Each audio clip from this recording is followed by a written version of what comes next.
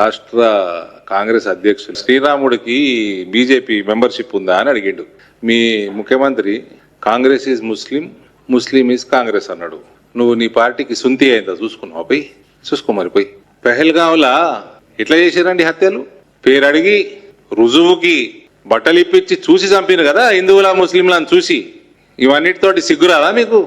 ఇంకా సిగ్గు లేకుండా Congress is Muslim, Muslim is Congress. మరి చూసుకోసారి నీ పార్టీది. రామరాజ్యం కోసం, రామరాజ్య స్థాపన కోసం ప్రతి భారతీయుడు వెయిట్ చేస్తాడు. సిగ్గుండాలే కొంచెమన్నా.